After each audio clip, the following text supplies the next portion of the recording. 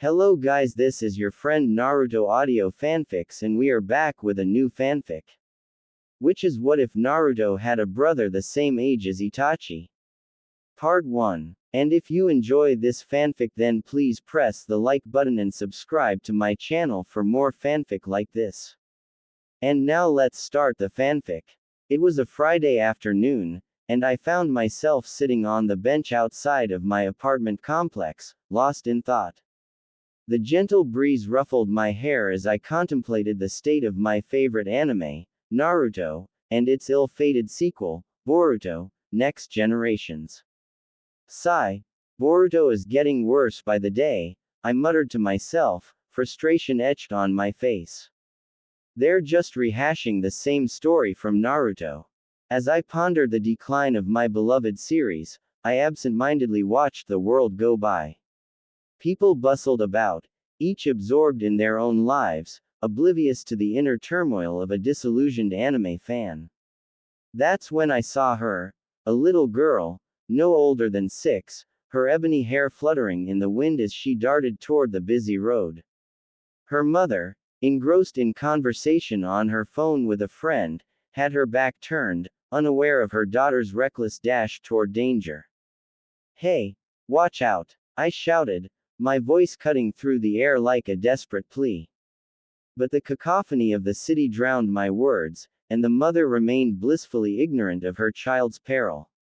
A looming disaster unfolded before my eyes as a massive truck hurtled down the street, its driver slamming on the brakes in a desperate attempt to avoid catastrophe. The screeching of tires filled the air as the truck's tires skidded, and it became clear that the driver had lost control. Panic surged within me as the little girl stood frozen, her gaze locked onto the oncoming behemoth. The mother, finally sensing the imminent danger, turned to see her daughter's life hanging in the balance. She screamed a primal, gut-wrenching cry that echoed in the hearts of all who heard it. Without thinking, my body sprang into action, propelled by a surge of adrenaline and a primal instinct to protect.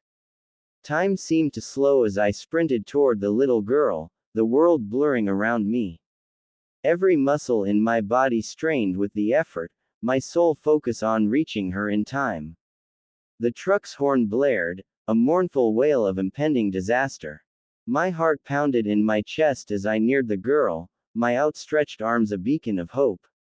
In that heart-stopping moment, my world condensed to the little girl and the inexorable force of the oncoming truck.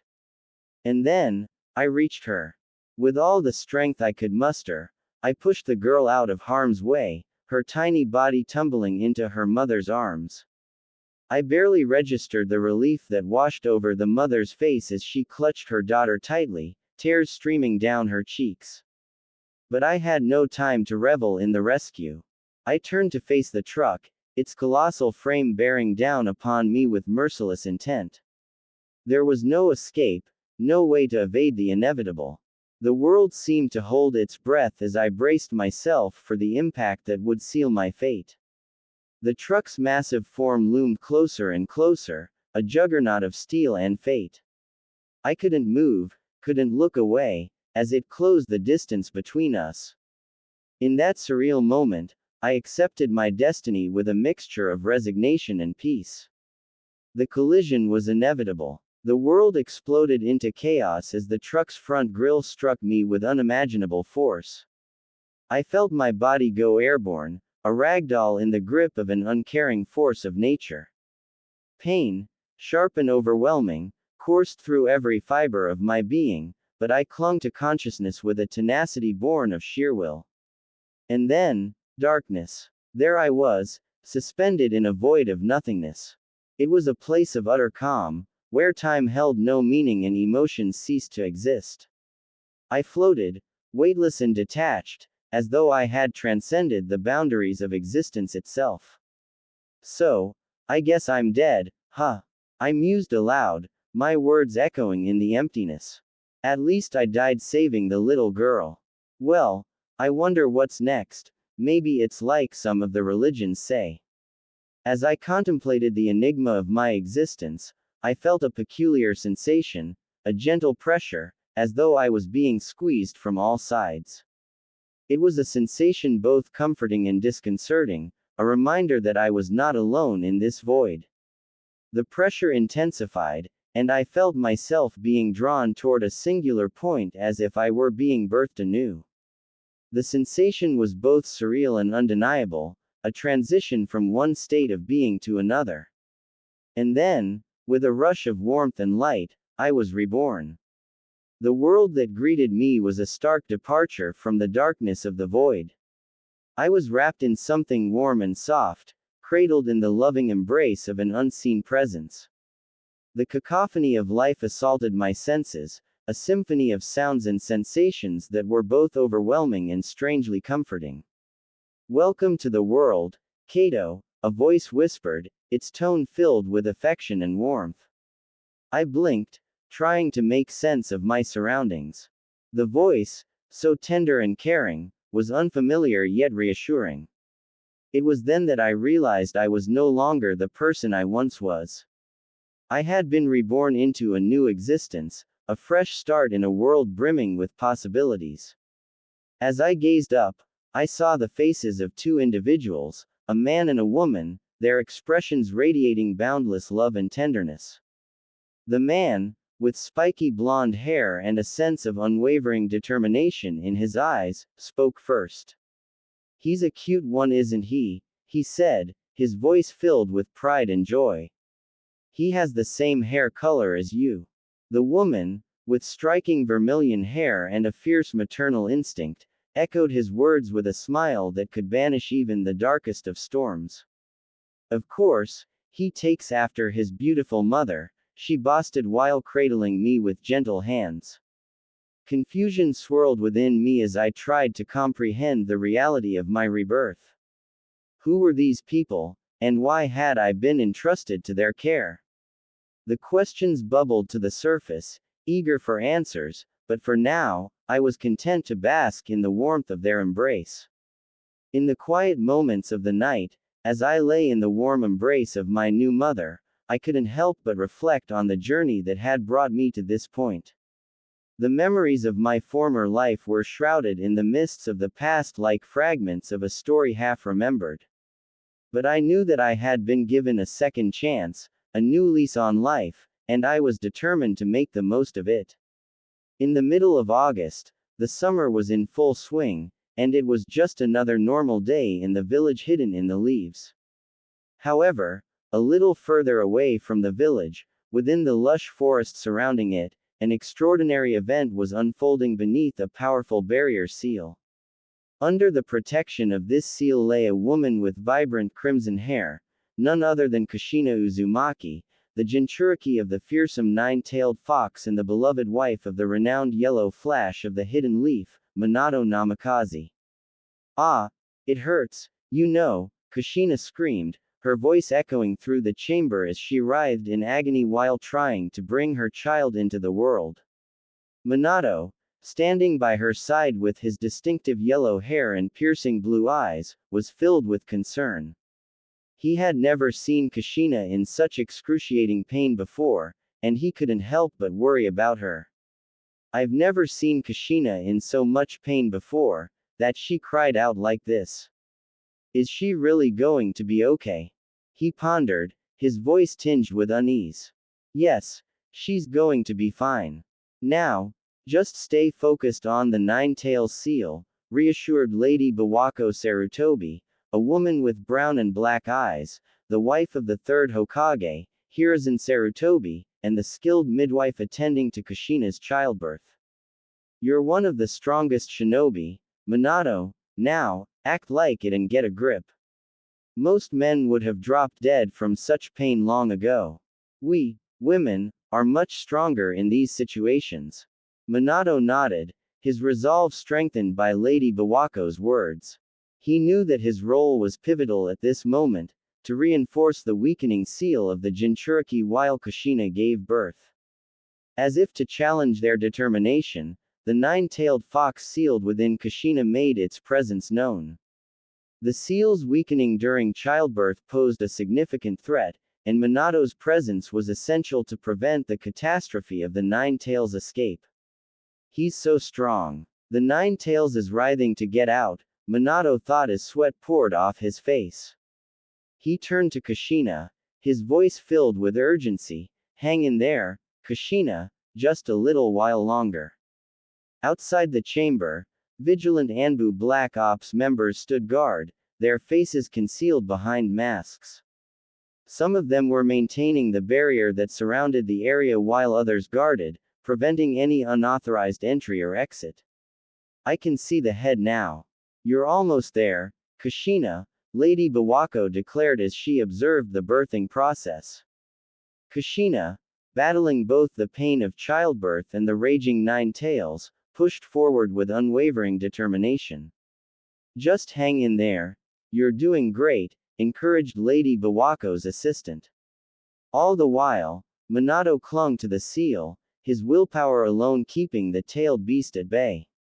And then, in a moment that felt like an eternity, the room was filled with the heartwarming cries of a newborn infant.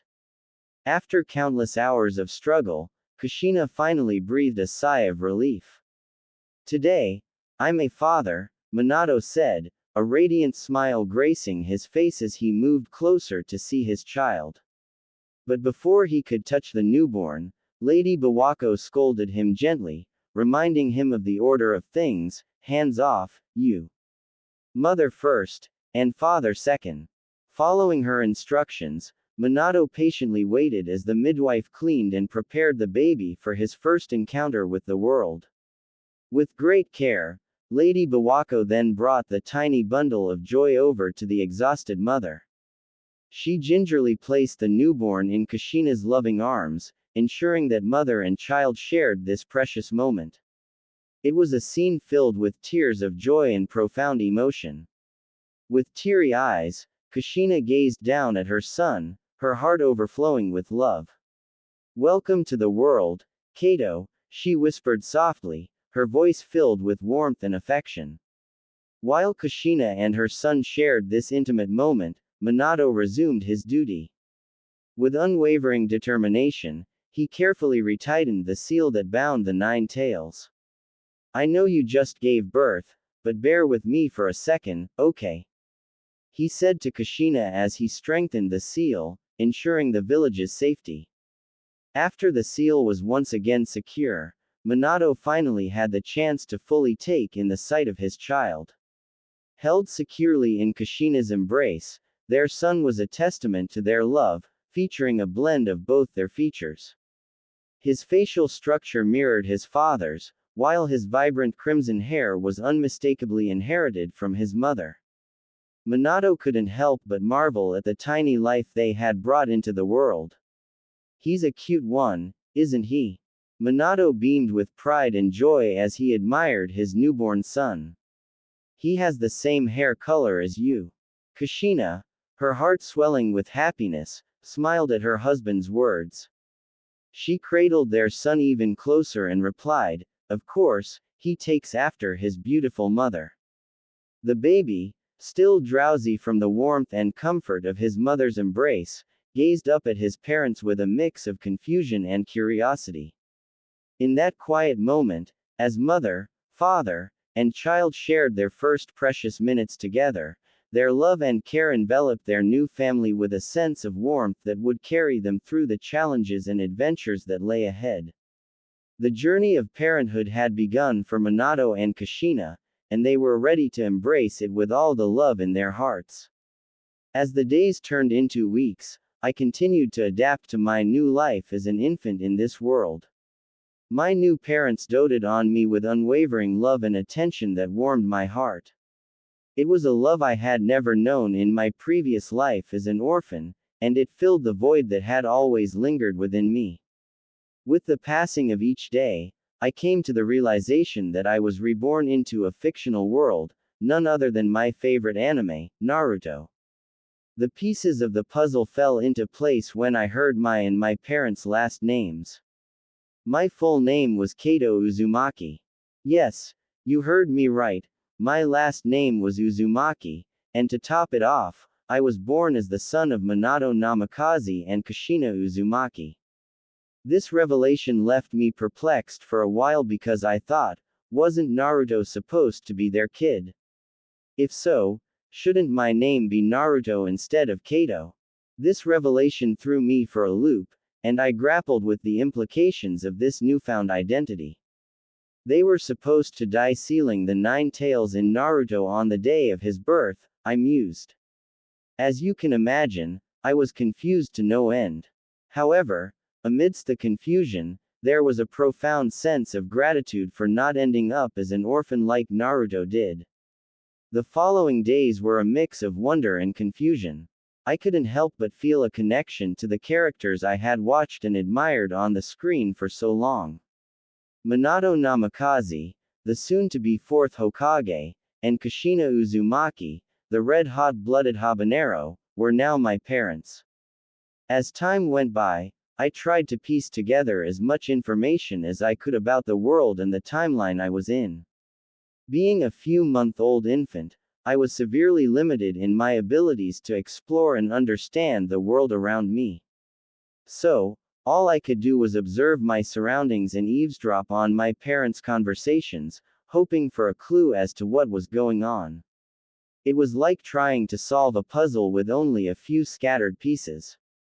One day, while my parents sat in the living room in comfortable silence, I overheard Minato telling Kushina that he would be heading to the battlefields after the leave he had taken for the birth of his son.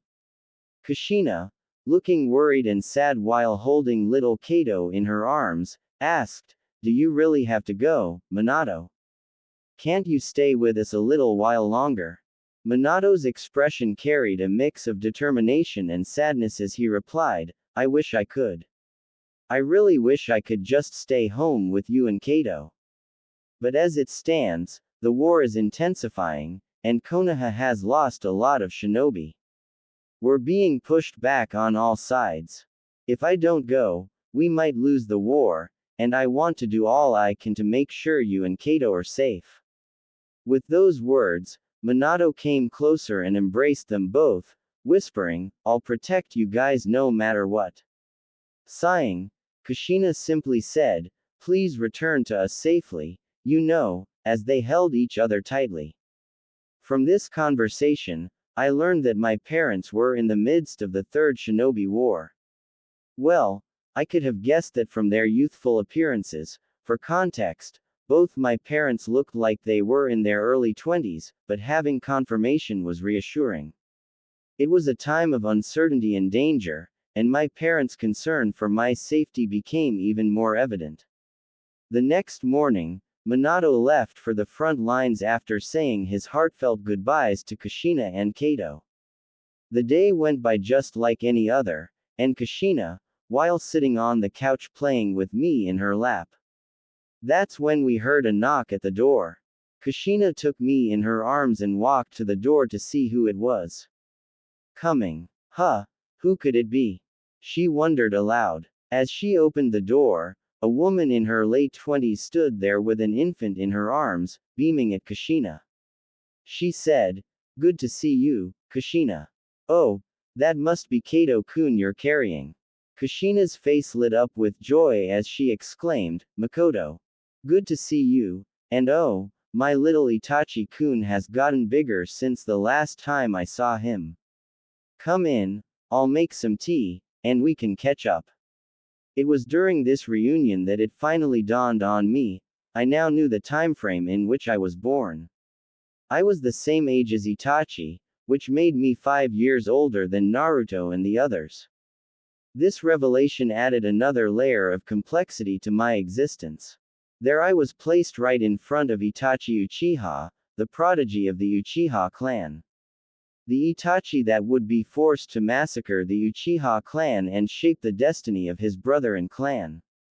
I turned my head and watched Kushina and Makoto watching us interact with one another. "I hope both become really good friends," said Kushina, and Makoto nodded. And so, the rest of the day passed in a blur as I delved into deep thought about the implications of my newfound identity and the challenges that lay ahead. As I lay in my crib that night, I couldn't help but ponder the significance of being born into this world as Kato Uzumaki, the son of Minato and Kushina. Itachi Uchiha, the young boy who would go on to become one of the most complex and enigmatic characters in the Naruto series, was now my potential childhood friend. The thought of witnessing the events that would shape his life, including the tragedy of the Nine Tails attack and the Uchiha clan massacre, filled me with a mixture of anticipation and dread. My new life was a delicate balance between embracing the love and warmth of my new family and coming to terms with the knowledge that I was living in a world where ninjas, jutsus, and deadly battles were a reality. It was a world where friendships and rivalries could mean the difference between life and death, and where the destiny of nations hung in the balance. As the weeks gradually turned into months, my determination to safeguard my newfound family and alter the course of events in this world grew stronger with each passing day. My resolve was crystal clear.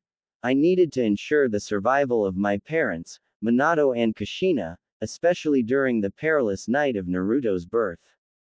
To achieve this monumental task, I had to gather as much information as possible about the world I found myself in and pinpoint the exact moment within the Third Shinobi War when I was born.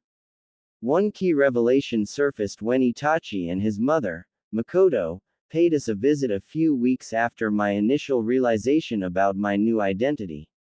Itachi, destined to become a legendary figure in the world of shinobi, was roughly my age, placing me in the same era as him. This knowledge provided a crucial clue about the timeline I inhabited and the impending events. Minato's return to the village after a successful mission and a summons from the Hokage marked another significant turning point. As he sat at the dining table, cradling me in his arms, Kushina, busy preparing a meal, inquired about the reason for his summons by the village's leader. "So why did the third call you to his office?" she asked with curiosity. Minato replied, "Oh, the third Hokage wants me to mentor a team of genin who will be graduating soon. It's a responsibility I didn't expect, but I'll do my best." This revelation indicated that Minato was about to embark on a new chapter of his own, assuming the role of a sensei to a group of young ninjas to be. It was a critical development that would play a pivotal role in shaping the future of the Hidden Leaf Village. My thoughts shifted to Kakashi Hatake, a legendary figure in his own right, who was approximately 10 years older than Itachi and me. My recollections from the series informed me that Kakashi had been 15 years old when Minato and Kushina perished, and he had achieved the rank of Jonin at the tender age of 13. It was during this promotion that he received Obito Uchiha's Sharingan as a gift, setting in motion a series of events that would define his life. Obito, slightly older than Kakashi by 1 or 2 years, became a genin at the age of 9. Kakashi, on the other hand, had entered the world of shinobi at an astonishingly young age, becoming a genin at a mere 5 years old. He further solidified his status by becoming a chunin at the age of 6. Obito had participated in the chunin exam alongside Kakashi, but fate had dealt him a different hand, leading to his loss against Guy. Determined to catch up, Obito trained diligently and attempted the chunin exam again a year later, achieving success at the age of 11. The realization struck me like a bolt of lightning. If I could somehow change Obito's tragic fate, preventing his death and the subsequent emergence of Toby, I might be able to significantly alter the course of history. However, the complexities of such a task loomed large. How could I, a mere 3-year-old residing in Hiroto's body, hope to rescue Obito from his seemingly inevitable demise? Furthermore, revealing my true identity or my knowledge of future events to Minato was a risky proposition.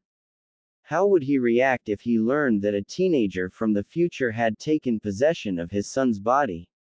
The consequences were unpredictable, and I needed to exercise extreme caution. One option that crossed my mind was to communicate my concerns to Minato without revealing too much. I could express a general sense of foreboding, hoping that it might prompt him to be more vigilant or take extra precautions. However, Even that seemed like a long shot. Another strategy involved focusing on my personal growth and development. If I could become stronger, both in terms of physical prowess and ninja skills, I might stand a better chance of intervening in critical moments. For instance, I could potentially thwart Obito's attempt to take Naruto hostage during the Nine Tails attack, buying Minato the precious time he needed to deal with Obito and rescue Kushina and Naruto. Yet, this plan came with its own set of challenges. It raised the critical issue of the Nine Tails itself. If I prevented the sealing of Kurama into Naruto, it would mean that Naruto wouldn't have access to Kurama's immense power in the future, a power that played a pivotal role in the battles against Madara Uchiha and Kagaya Otsutsuki during the Fourth Shinobi War. I pondered this dilemma for hours on end. If Kurama was unsealed, my mother will die. However, if Kurama is not sealed within Naruto, the world itself could be at risk. It was a frustrating and perplexing conundrum with no apparent solution. Minato could potentially split Kurama's yin and yang chakras, I contemplated aloud, but can he do so without resorting to the Reaper Death Seal? The uncertainty gnawed at me, and no matter how many scenarios I envisioned, I could not seem to arrive at a satisfactory resolution. With a heavy sigh, I concluded, I should focus on my own growth and development for now. There's no point in agonizing over matters I have limited control over. I need to grow up, acquire the necessary skills and knowledge, and then take action when the time is right. As an infant in this world, my abilities were severely restricted, but my determination burned brightly.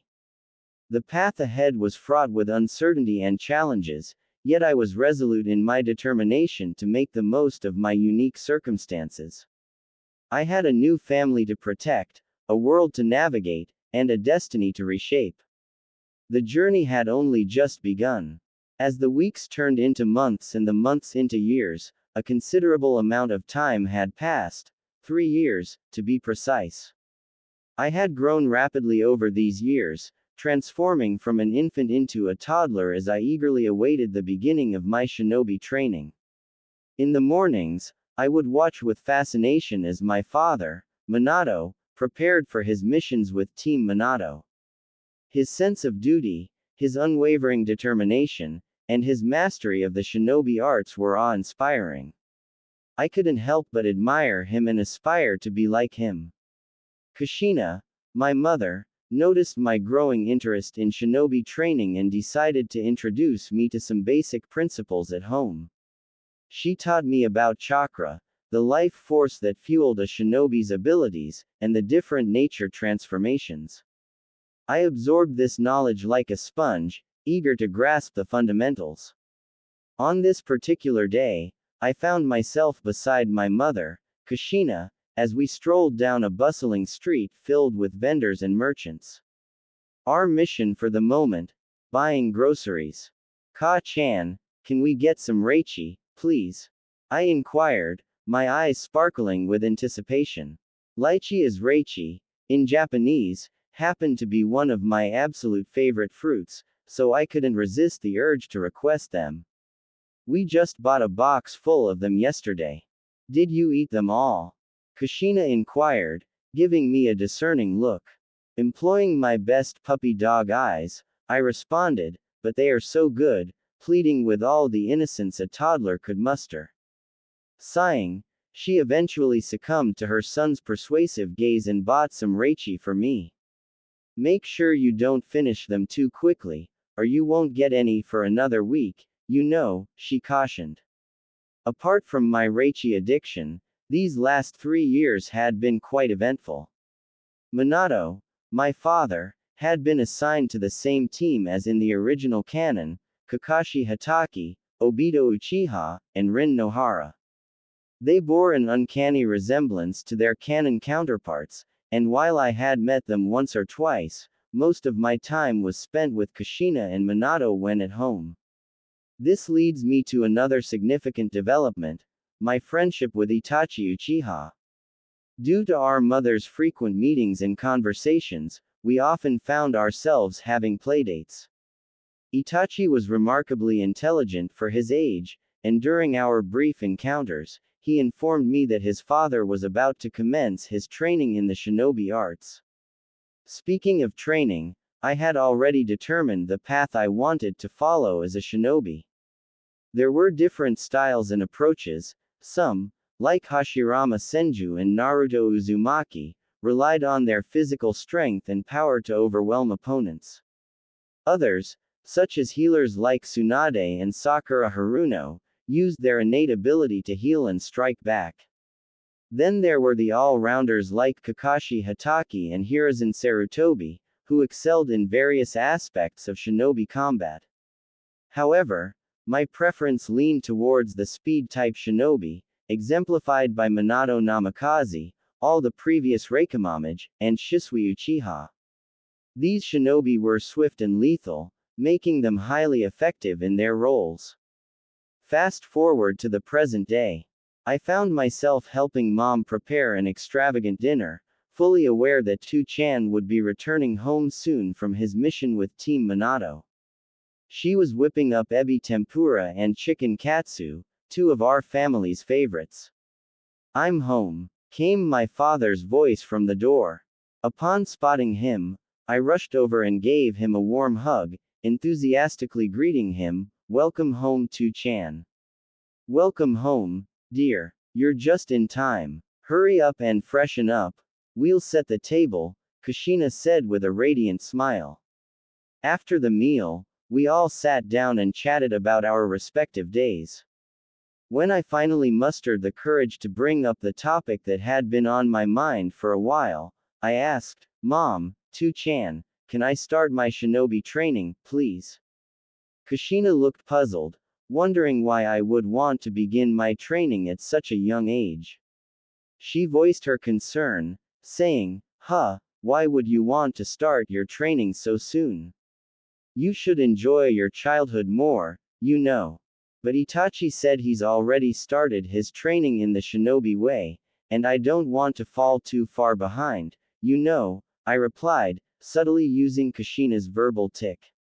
Minato, perceptive as always, probed further, "Is that the only reason you want to start so early?" I decided to be honest and revealed my true motivation. I want to become strong so that I can protect both of you. I've heard about the war, and I'm scared that we might lose family members. I don't want to lose Ka-chan and Tu-chan, I declared with unwavering determination. While it wasn't an outright lie, my fear wasn't so much about the war itself but rather the traumatic memory of the Nine Tails attack. Upon hearing my heartfelt confession, Kushina enveloped me in a warm hug, tears glistening in her eyes.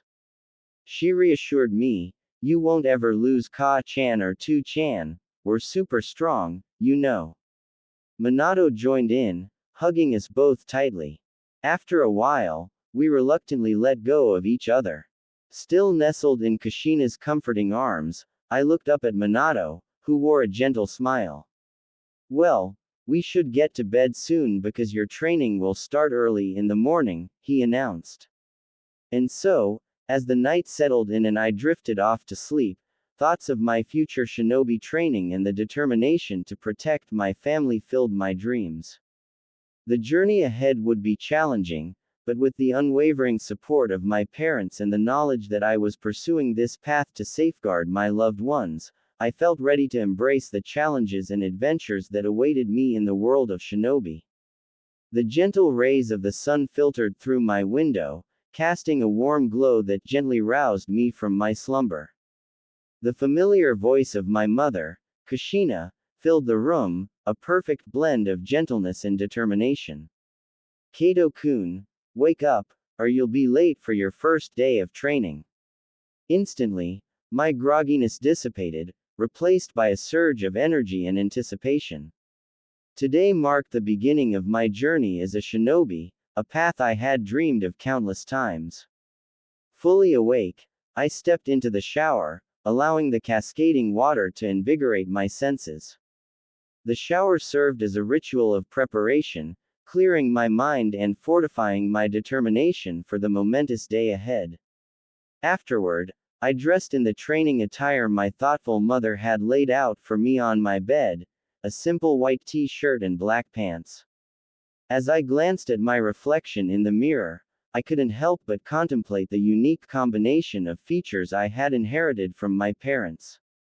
My father's facial features and striking blue eyes stared back at me, while my hair, the same vivid shade of red as my mother's, fell in a spiky yet slightly droopy manner.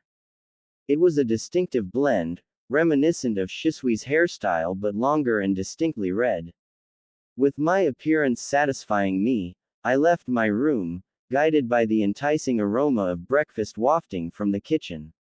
Downstairs, I found my parents, Kushina and Minato, already engaged in conversation. "Good morning, Ka-chan, Tu-chan," I greeted them with a mixture of enthusiasm and nervousness. Kushina turned toward me, her smile radiant. "Good morning, Kato-kun. Are you ready for your first day of training?" Her enthusiasm was infectious. I nodded firmly, my voice filled with conviction. "Hi, Ka-chan, I'm ready to train and become stronger." Minato, my Tu-chan, affectionately ruffled my hair and added, "That's the spirit, kiddo." His azure eyes sparkled with pride and joy. "But remember, the training will be challenging. It's essential to stay focused and work hard, but don't push yourself too far. You're still very young." I listened attentively, understanding the importance of maintaining a steady pace and avoiding reckless behavior. After a hearty breakfast, my Tu-chan and I were ready to embark on our day. "See you later, Ka-chan," I said as we made our way to the door. Kushina's parting words were filled with motherly concern. "Train hard, and don't overexert yourself. Take breaks if you find it too much, you know.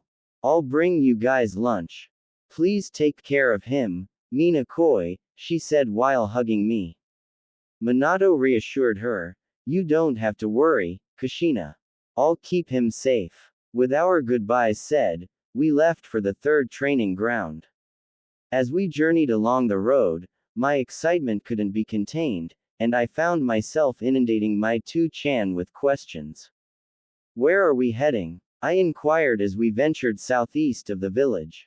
"We're going to meet my team at the third training ground," Minato replied. "So, I'll be training alongside your team?" I asked, eager for more details. Minato provided clarity. "Yes and no. While I'll assign them tasks and monitor their progress, I'll focus more on teaching you the basics." Upon reaching the training grounds, we were greeted by two individuals, with no sign of their third member. Rin exuberantly extended her greetings. "Ohayo, sensei, and ohayo to you too. Who might you be?" Rin was a girl with brown hair and brown eyes, adorned with some markings on her cheeks. She appeared to be around 14. Next to her stood Kakashi, with his signature silver hair and striking black eyes. Despite his young age of 13, he exuded an air of maturity. Minato acknowledged their punctuality with a smile. "Ohayo, Rin-chan, Kakashi-kun. I'm glad you guys are early. It seems Obito is late again." He then introduced me, saying, "Let me introduce you guys, this is my son, Kato Uzumaki. Kato, these are my students, Kakashi Hatake and Rin Nohara." I returned their greetings warmly. "Ohayo, Rin-san, Kakashi-san. It's nice to finally meet you." Curiosity got the best of me, and I couldn't help but ask Kakashi, "Hatake, are you related to Konoha's White Fang by any chance?" In my previous life, knowledge about Tsukumo Hatake, famously known as Konoha's White Fang, was relatively scarce. However, the legends surrounding him were undeniably powerful. He was rumored to possess a strength that eclipsed even the combined might of the legendary Sannin during their prime.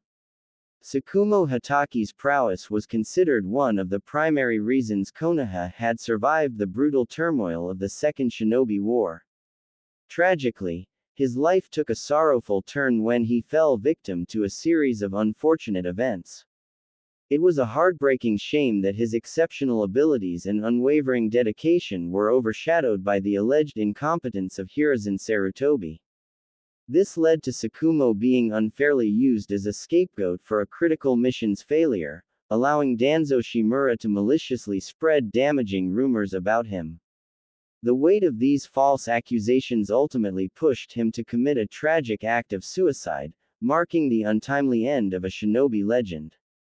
Kakashi's expression shifted slightly as he grappled with my question, seemingly caught off guard. Just as he appeared ready to respond, a newcomer burst onto the scene, none other than Obito Uchiha. Sorry I'm late, sensei. I had to help a grandma carry groceries, Obito apologized while catching his breath. Minato was quick to reassure him. It's okay, Obito. You arrived just on time, we were just about to start. Before Minato could delve further into our training agenda, Obito's curiosity got the better of him. Who's the small fry beside you, sensei? Obito inquired, causing my eye to twitch in irritation. However, Minato intervened before I could respond, saying, this is my son, Kato Uzumaki, and Kato, this is my last student, Obito Uchiha. Feigning ignorance, I casually asked, so he's related to Itachi? Minato confirmed, yes, both of them are from the same clan. Obito appeared intrigued by the mention of Itachi, but Minato quickly redirected the conversation. We can talk after the training, for now, let's get started. Obito, still filled with curiosity, sought clarification. Is he gonna watch us train, sensei? He asked. Minato clarified, no, he'll be training with me after I'm done assisting you with your training. At the end, we'll have a sparring session, as always. Now, enough talking, let's get started. With those words, our training commenced, and the day unfolded with promise and adventure. After Minato divided up his students and assigned them tasks, complete with detailed instructions and demonstrations, he strolled over to me with a warm smile on his face. All right, now that I'm done with them, let's get you started, he said, his eyes filled with anticipation. Eager to embark on my journey as a shinobi, I couldn't help but ask, so, what are we going to be doing first? Minato's expression turned serious as he replied, we will be focusing on training your body initially, and if you still have energy left by the end, I'll help you unlock your chakra. My curiosity piqued. I nodded and inquired, so, how are we going to start? Can chakra help with that? Minato leaned in closer, ready to impart his knowledge. We'll begin with 10 rounds around the clearing to build your physical stamina. But before we get into the physical exercises, it's crucial that you understand how chakra works. Chakra is a complex fusion of two primal energies. The first is physical energy, which is harnessed from the body's cells and can be increased through training, stimulants, and exercise. The second is spiritual energy, drawn from the mind's consciousness and enhanced through studying, meditation, and experience. These two energies, when cultivated effectively, make your chakra more potent. Hence, practicing a technique repeatedly builds experience, increasing your spiritual energy, and allowing you to produce more powerful chakra. Similarly, for physical energy, one must enhance their endurance. Some rare individuals possess the potential to exponentially increase their chakra reserves in a relatively short span. I absorbed Minato's explanation and couldn't help but wonder aloud, so, the reason behind the physical exercise is to increase our physical energy. Minato nodded in agreement. Yes, indeed. To augment your physical energy, you must enhance your endurance through exercises and training. Satisfied with the clarification, he asked, is that all? Shall we start with the 10 rounds around the clearing? With a firm nod, I said, let's go. And so, my training commenced. The training ground was quite expansive, roughly spanning a kilometer per round, which meant I had to complete 10 rounds, covering a total distance of approximately 10 kilometers. Determination surged within me as I set off at full speed, the cool breeze brushing against my skin. Surprisingly, it proved to be relatively easy.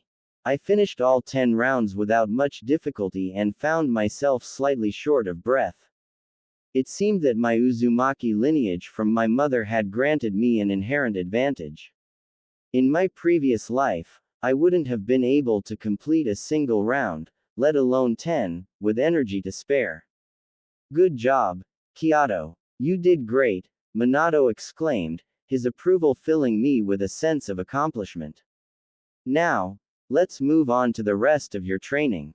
My heart raced with anticipation as he outlined the next phase of our training regimen. 50 push-ups, followed by 50 sit-ups, then 50 pull-ups, 50 squats, and finally, 50 lunges. Hearing those words, my initial determination was momentarily replaced by a wave of trepidation. The sheer volume of exercises he had just described seemed daunting. However, I quickly replaced my hesitation with a renewed sense of determination. This was the path I had chosen, and I was ready to face whatever challenges it held. With Minato's guidance and encouragement, I tackled each set of exercises one by one. The push-ups tested my upper body strength, the sit-ups engaged my core, the pull-ups demanded my arm and back muscles, the squats worked my legs, and the lunges challenged my balance and stability.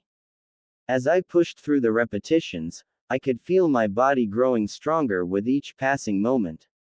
The sweat glistened on my skin, and my muscles protested, but I refused to give in to fatigue.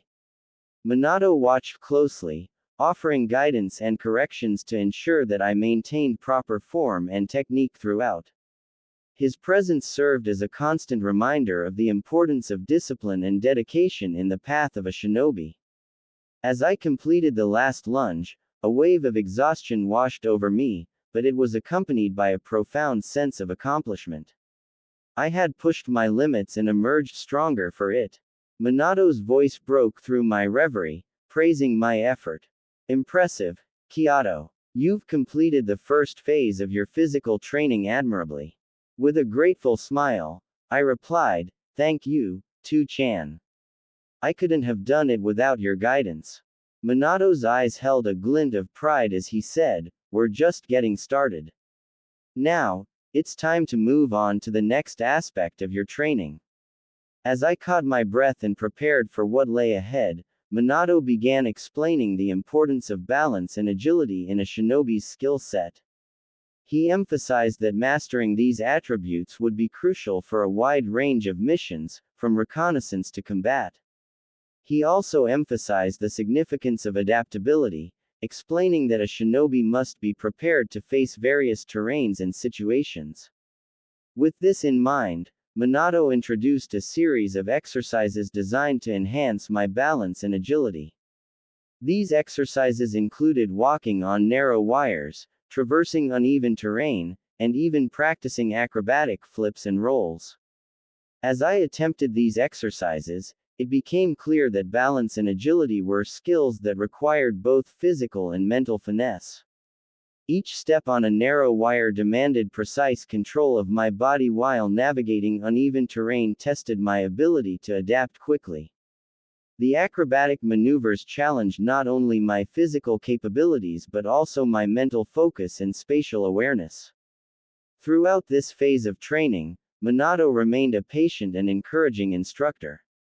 He offered guidance on proper technique and provided constructive feedback to help me improve.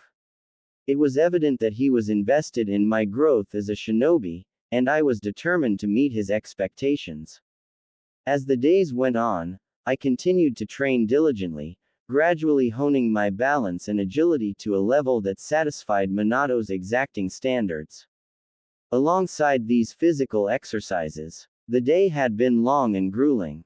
Kato had pushed his limits under the watchful gaze of his father, Minato, performing a series of physically demanding tasks. As the sun dipped below the horizon, Kato lay on the ground, gasping for breath. Above him, Minato looked down with a mixture of pride and affection. You did exceptionally well, Kato, especially for your first day, Minato complimented, his voice filled with warmth. Kato managed a tired but content smile. Of course, Tu-chan.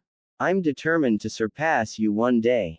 The praise from his father was a reward in itself, but Kato's ultimate goal was to stand as an equal to the legendary Minato Namikaze, the fourth Hokage. Minato chuckled softly in response, a twinkle in his eye. You'll have to train very hard to achieve that, but I look forward to the day it happens. Extending a hand to his son, he offered to help him up. With a grateful nod, Kato accepted the assistance, his legs feeling like jelly. Together, they made their way to a nearby tree, seeking its shade and the comfort it offered. Under the tree's cool embrace, Minato proposed, "You should rest a bit, Kato. Afterward, I'll help you unlock your chakra." As Kato lay under the tree, his strength slowly returned. He watched the play of leaves in the breeze, his thoughts focused on the exciting prospect of unlocking his chakra. When Minato returned, Kato was ready to learn. He looked up at his father with curiosity and asked, "So, how do I unlock my chakra, Tu-chan?" Minato's laughter filled the air. "You're still so full of energy, huh? Maybe we should consider increasing the difficulty of your training," he teased, causing a momentary panic to flash across Kato's face. However, Minato quickly reassured him, "Relax, I was just joking." With renewed confidence, Kato followed his father's guidance. Closing his eyes, he took deep, calming breaths, allowing Minato's soothing voice to guide him. To unlock our chakra, Minato explained, we must close our eyes, calm our minds, take deep breaths, and look within ourselves.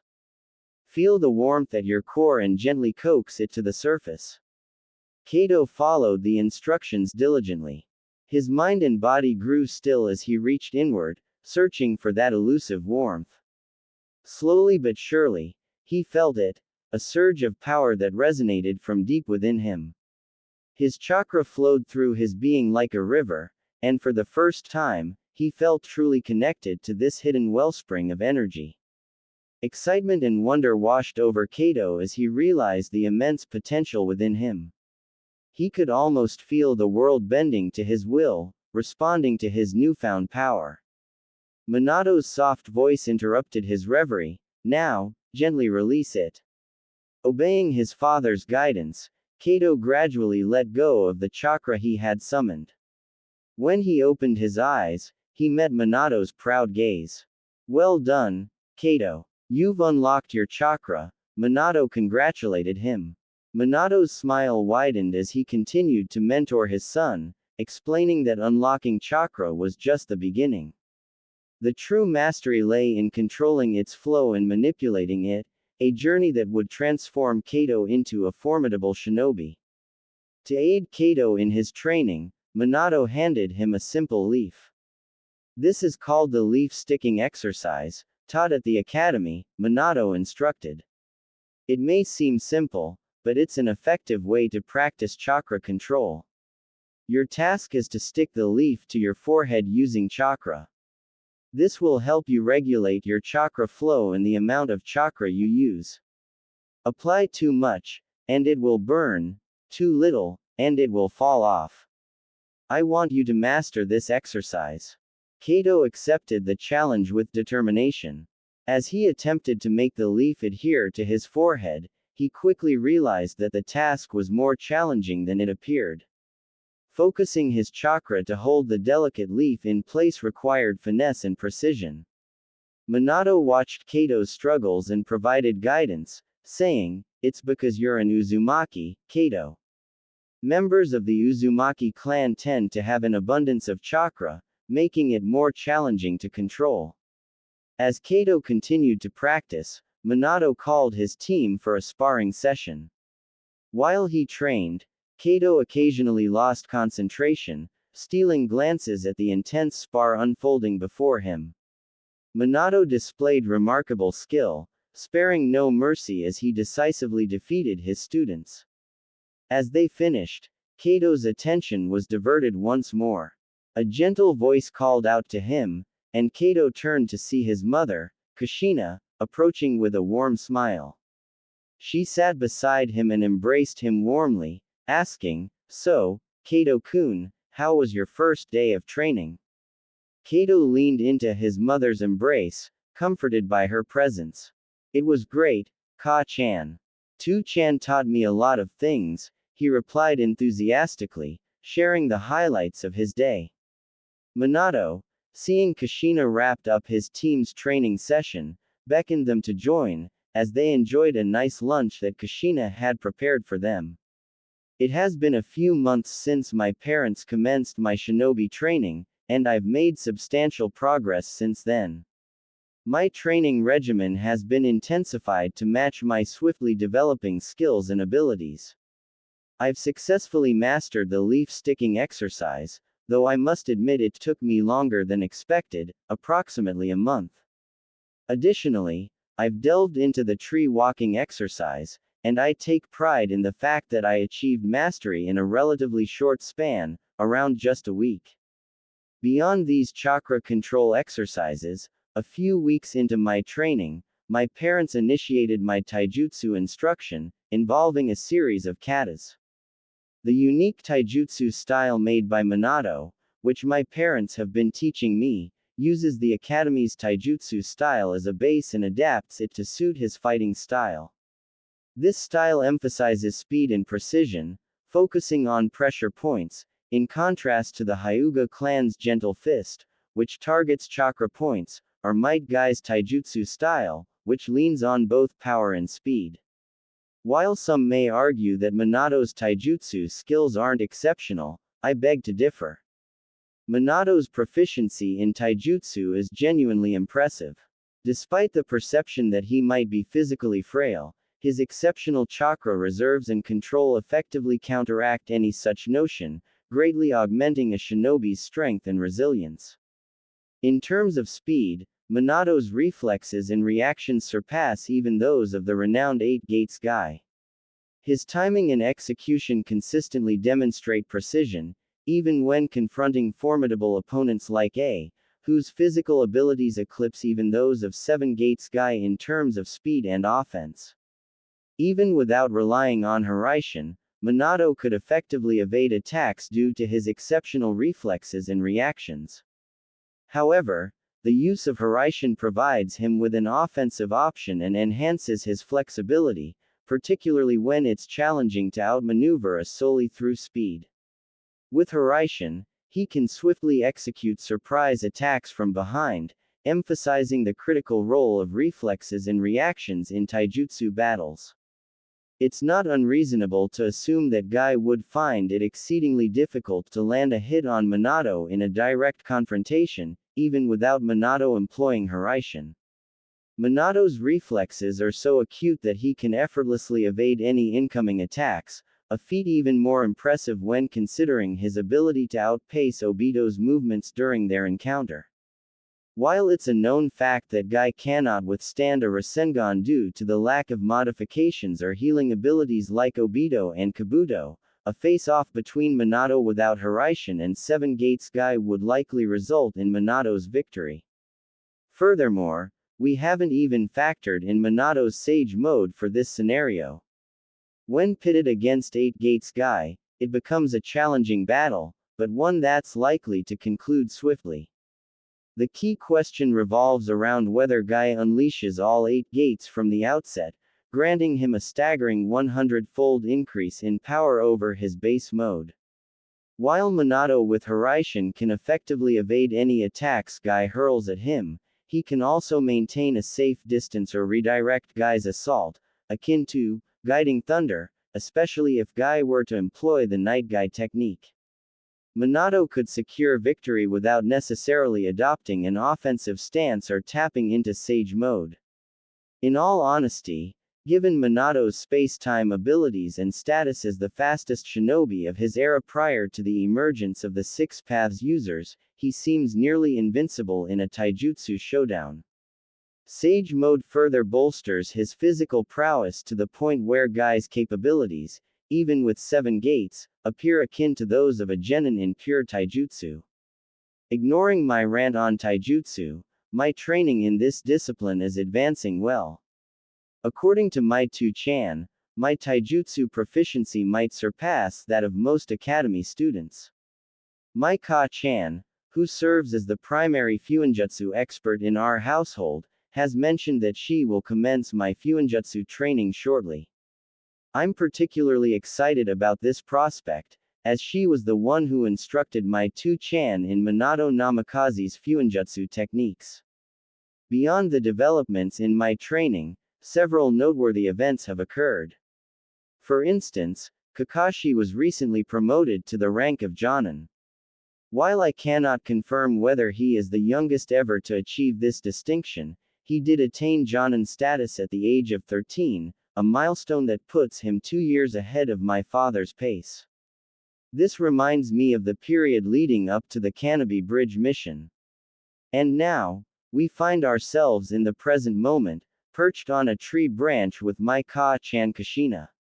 She has brought lunch for us to enjoy after a rigorous day of training. Together, we are observing Team Minato as they engage in the bell test against their comrades, assessing their progress and strength. The intensity of the battle is reminiscent of scenes from the anime, with the only difference being that Minato is abstaining from utilizing his Hiraishin technique, which would indeed be an overwhelming advantage. A tremendous fireball exploded in the middle of the training field, and a billowing cloud of smoke rose into the air. Minato swiftly leapt back, his feet skidding on the ground as the smoke began to clear. The bell on his waist jingled as he was assailed by yet another fireball, this time coming directly from the front. With remarkable agility, Minato vaulted onto a nearby tree, effortlessly avoiding the smaller fireballs that emanated from the large one. He gracefully shifted his body, dancing around the threats with ease, before swiftly hurling a barrage of shuriken towards the source of the fireball. The shuriken peppered the area where Obito stood, missing him by a mere millimeter and causing him to plummet from the tree he had been perched on. As Obito landed on his backside and looked up, he saw Minato standing atop another tree. Minato declared with confidence, "You're done, Obito." "Darn it," Obito muttered in frustration as he sat on the ground a short distance away. Rin, seizing the opportunity, sprung a trap that sent a massive tree trunk hurtling towards Minato. In a desperate move to conceal his presence, Obito threw a smoke bomb. However, Minato effortlessly evaded the incoming attack and silently commended Rin's strategy, thinking to himself, "Nice strategy." Rin, alert and supportive, pointed out, "Obito, there at 2 o'clock. "Right," Obito replied, swiftly running through a series of hand signs before releasing another colossal fireball towards the direction Rin had indicated, exclaiming, "Fire style, fireball jutsu." Minato effortlessly dodged it and reappeared behind them.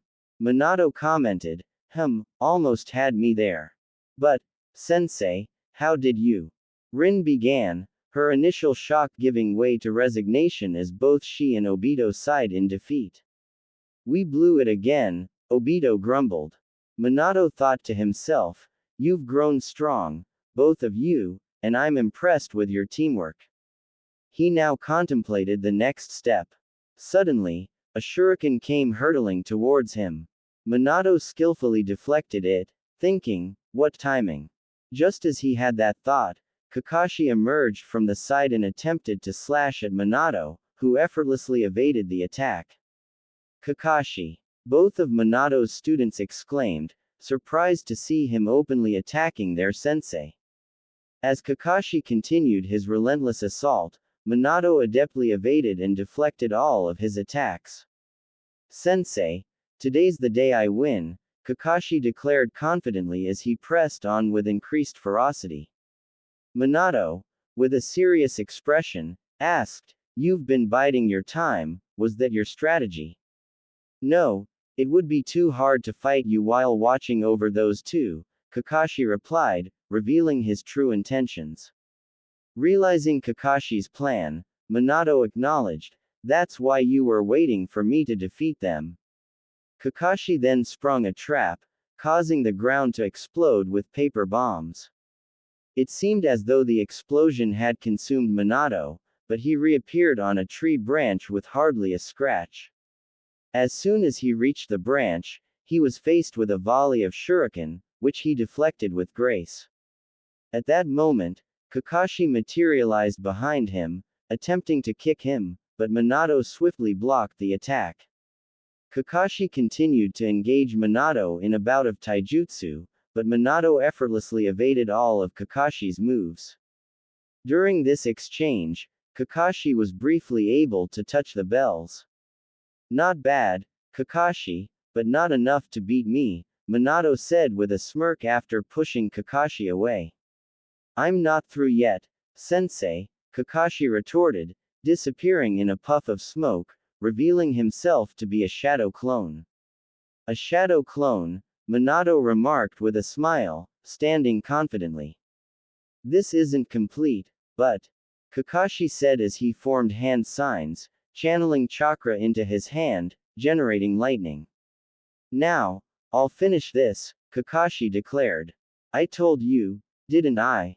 You can't beat me," a voice came from behind Kakashi, who turned only to find Minato standing behind him, a kunai poised at his neck. "You lose, Kakashi. Wow, what incredible speed," Kakashi muttered, looking back at the spot where Minato had previously stood. "I'd already consider you Jonin class, but you're not ready," Minato stated as he stood there. "I was so close," Kakashi growled in frustration. Soon, Rin and Obito joined them, and as Minato concluded the bell test. As the bell test was concluded, me and Kushina made our way over to the team with the lunch she had prepared for us. "Good that you actually hit me," Minato said, his gaze fixed on his sleeve, where a small cut had appeared. "Oh, hitting sensei. That's amazing, Kakashi," Rin exclaimed, her eyes locked on Kakashi. Kakashi, however, seemed somewhat disappointed with his performance as he replied, "It was only one hit. It isn't all that praiseworthy." Obito, feeling a bit left out as Kakashi received all the attention, whined to Rin, "I could do it too, you know." Kushina playfully placed the food basket on his head and asked with a grin, "Nice timing, right?" Rin, delighted to see Kushina, exclaimed, "Kushina, yeah. Wow, Tu-chan, you're so cool," I chimed in as Kushina chatted with the others. Hearing my words, Minato smiled and replied, "Well, I did train a lot to be this strong. And if you continue to train as you are, you will surpass me in no time." Kushina, with her warm and encouraging spirit, asked them all, "Are you all doing your best?" To which Minato responded, "They're doing great. We were just about to take a break." "That's good to hear. Here's lunch," Kushina offered, presenting the meal she had prepared. "Here's your order, it's Kushina's special." "Alright, I love the food you make, Kushina." "Thanks." Rin expressed her gratitude, and Kushina couldn't help but coo, "You're so cute, Rin. You're such a good girl, you know." Obito, on the other hand, turned his nose up in an attempt to distance himself. Seeing his reaction, Kushina couldn't resist teasing him, "Let me get this straight. I take the time to bring lunch all the way out here to you guys, and that's the kind of thanks I get from you, hem." Obito tried to maintain his indifference, retorting, "Hey, I didn't ask you to do that. I'm not even hungry." However, his stomach had different plans and growled loudly, embarrassing him.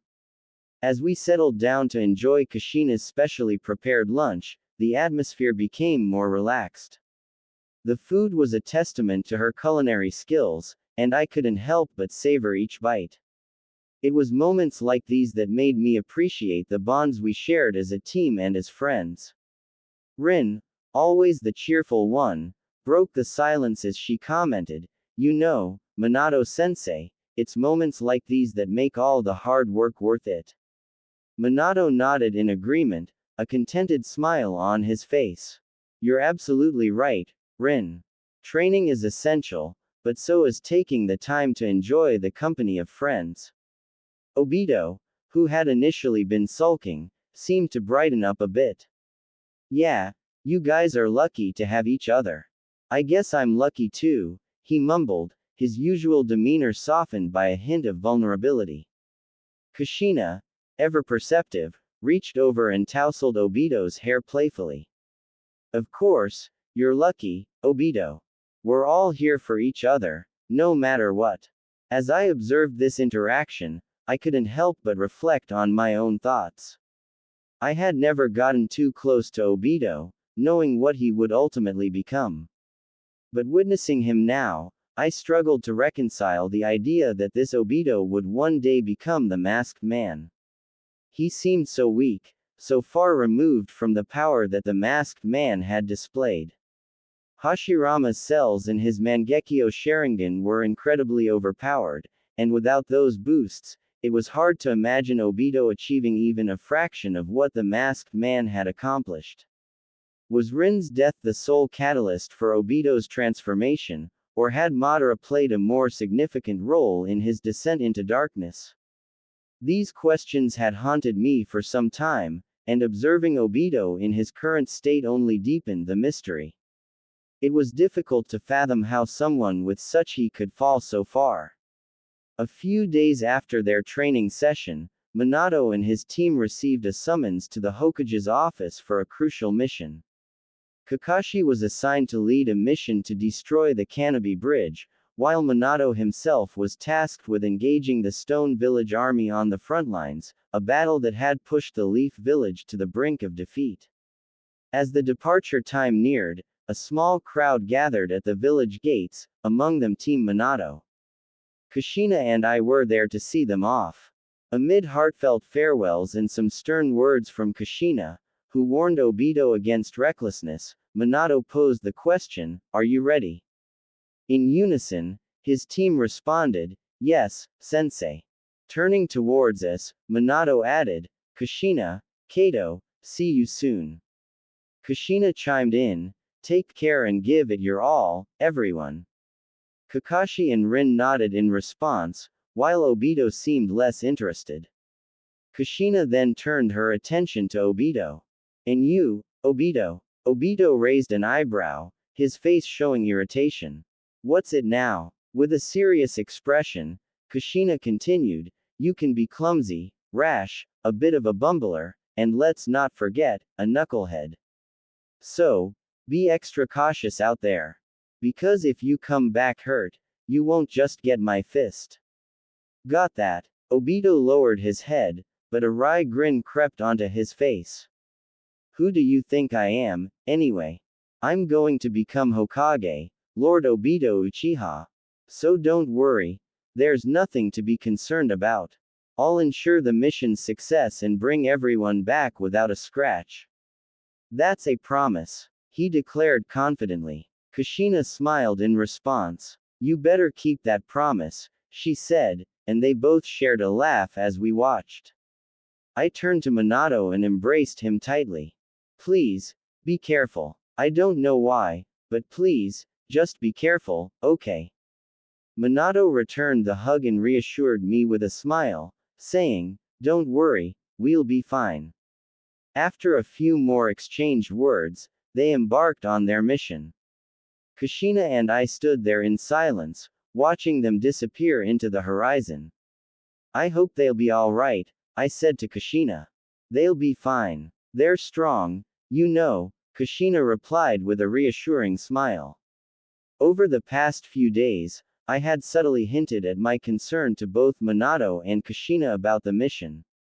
I was fully aware that this moment marked the turning point when Obito would be recruited by Madara and Zetsu, a pivotal event in the Naruto timeline. Preventing this occurrence could potentially change the course of many future events, including the Nine Tails attack. A few days after departing from the village hidden in the leaves, Team Minato found themselves at the border of the land of fire and the land of grass. During the journey, Minato explained the situation to the team.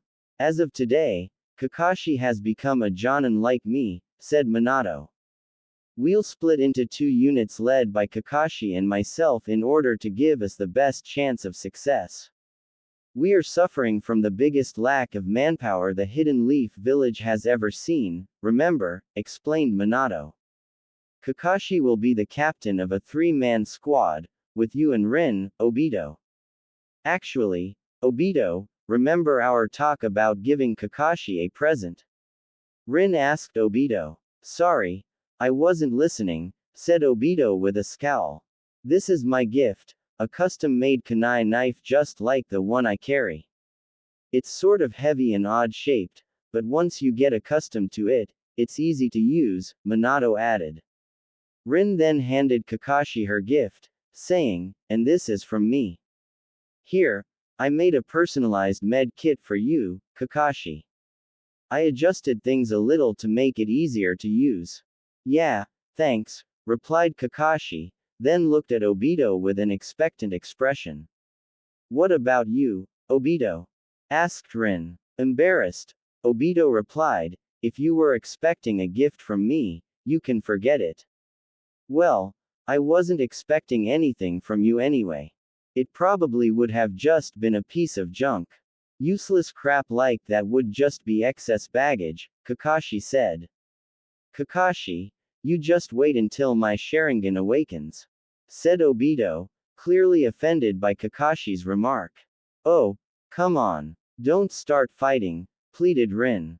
Seeing things getting out of hand, Minato intervened. Alright, you 3, come here, I'll explain the mission. We're getting close to the border now, said Minato as he laid a map on the ground. It's this line here. According to intel, the Hidden Stone has deployed over 1,000 shinobi to the front lines. They've advanced considerably since the last time, noted Obito. The land of fire shares borders with the hidden grass. We should have stepped in long ago, surmised Kakashi. If the Hidden Stone is able to invade like this, it must mean they have an efficient system for reinforcement, commented Rin. Hence, our mission is here, Canopy Bridge. To crush one's enemy at the battlefront requires an immense number of ninja. So ninja like us who focus on sabotage missions are forced to work in small, select teams, said Minato. The bridge, you say? So our mission is infiltration, said Kakashi. Right. Team Kakashi, your mission is to infiltrate the enemy's backline, then blow up the bridge they're using for supplies before withdrawing. Meanwhile, I'll head for the front lines to hold off the army, said Minato. So, we'll go together towards the border, but once we're there, we'll split up and begin our mission, he added, looking at his team and thinking, hope everything goes well, I'll have to finish up at the front lines fast and head back to assist them. After a much-needed rest, Minato and his team were on the move again, headed towards the shared border with the hidden grass.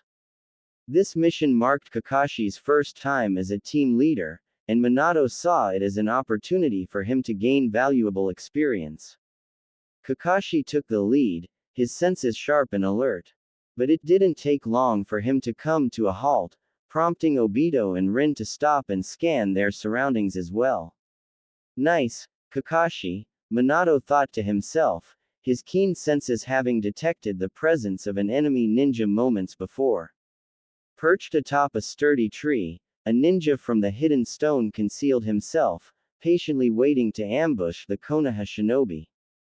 As he observed them closely, he couldn't help but acknowledge their skill. His gaze focused on Minato, and a flicker of recognition crossed his mind. As that, no, it can't be. I'll keep a close watch, he decided, forming a series of hand signs with precision. Minato, his finger lightly touching the ground, extended his sensory perception, trying to gauge the number of enemy ninjas lurking in the vicinity. 1. No, wait. Stay on guard, everyone. There are 20 of them, Minato warned, his eyes scanning their surroundings. Although it's probably a shadow clone jutsu. Kakashi, eager to make his mark as the team captain, urged, I think you're right, sensei. I'll attack. Can you cover me? Minato, however, advised caution, don't rush, Kakashi. It might be wiser for you to support me. But Kakashi, fueled by ambition and a desire to prove himself, ignored Minato's counsel. He began weaving hand signs, infusing his palm with crackling lightning chakra. Sensei, today I'm the captain, and I want to test a new ninjutsu I've been working on, he declared with determination, naming his jutsu, Chidori. A chorus of 1,000 birds seemed to echo through the clearing as Kakashi completed the jutsu, his hand enveloped in a shroud of lightning chakra. Obito, bewildered by the spectacle, couldn't help but mutter, what kind of jutsu is that? His eyes were fixed on Kakashi. Rin, her gaze filled with awe, marveled at the incredible surge of chakra. Such power, she whispered. Here I go, Kakashi declared, ready to charge towards the enemy. However, Minato intervened, swiftly placing his hand in front of Kakashi, preventing him from advancing. No matter how many they are, with this jutsu, I can deal with them in a flash, reminiscent of your nickname, Sensei. Besides, you said it yourself. I'm the captain today, and our rules dictate that the team must follow their captain's orders, Kakashi asserted, a hint of arrogance in his tone. Recognizing that some lessons needed to be learned the hard way, Minato reluctantly allowed Kakashi to proceed. With Chidori at his disposal, Kakashi made his move, charging headlong at the enemy in a straight line. The Iowa shinobi, taken aback by Kakashi's direct approach, swiftly unleashed a barrage of kunai towards him. Minato, quick to react, intercepted the projectiles with well-aimed shurikens, protecting Kakashi from harm. Your kunai attacks just helped me pinpoint your location. Here I come, Kakashi thought confidently as he continued his advance toward the Iowa ninja. Minato, seizing the opportunity, threw another shuriken to divert the enemy's attention, allowing Kakashi to strike. But to their surprise, the enemy ninja exploded in a puff of smoke. Damn it! A shadow clone, on to the next one! Kakashi exclaimed as he pivoted towards the next adversary. Meanwhile, Obito and Rin found themselves ambushed by a shadow clone emerging from the ground, but Minato swiftly dispatched it using his kunai. Stay vigilant, he cautioned. Kakashi, meanwhile, systematically dismantled the remaining shadow clones, counting them off one by one. 18 down. Don't get, brat, shouted the Iowa shinobi as he advanced, slashing his katana at Kakashi. Kakashi, unable to evade in time, faced the deadly blade. It was poised to cleave him in two when Minato materialized out of thin air, saving Kakashi's life. Though Kakashi escaped the worst, a minor cut marred his arm as he retreated. Minato positioned Kakashi safely on the ground beside his teammates. A short distance away, the Iowa shinobi gasped for breath, his thoughts racing, I could barely hold my own against that kid. But that yellow-haired guy's movements. I've marked him, Minato mused as he removed his backpack, letting it drop to the ground. Before the bag even touched the earth, Minato materialized behind the Iowa shinobi, a kunai pressed against his throat. Sensei's teleportation technique, it's unbelievably fast. Rin thought in astonishment. No way, are you the yellow flash of the leaf? The Iowa shinobi asked in terror. Those of us from the land of Earth have been taught by our commanders to run when we see you. I finally understand what they meant. With those words, Minato ended the Iowa shinobi's life. Rejoining his team, Rin focused on healing Kakashi's wound. Your wound is healing well, Kakashi, but don't push yourself too hard or you'll reopen it, she cautioned as she carefully rebandaged him. Minato addressed the team. Kakashi's injury is significant. We'll retreat and regroup for the night. I'm fine. Kakashi protested, but Obito countered, no, you're not. You got into this mess by ignoring Sensei's warning and charging ahead. Kakashi's eyes flared with indignation. I don't need to take that from the Uchiha elite who was quaking in fear back there. He retorted, casting a disdainful look at Obito. Obito, caught off guard, defended himself, saying, I got some dust in my eye. That's why it was watering. Rin intervened, her voice pleading for peace. Please, both of you, stop. Minato's tone turned serious as he stepped in, putting an end to their bickering. Enough, both of you. Kakashi, rules and regulations are important, but they aren't everything. Didn't I teach you that? There are situations where you need to adapt on the fly and respond to the enemy's actions. He then turned to Obito, who seemed about to speak. Obito, you too. With goggles on, dust in your eyes isn't a plausible excuse. If you're advocating self-control, you should embody it as well. Returning his attention to Kakashi, he added, one more thing, Kakashi.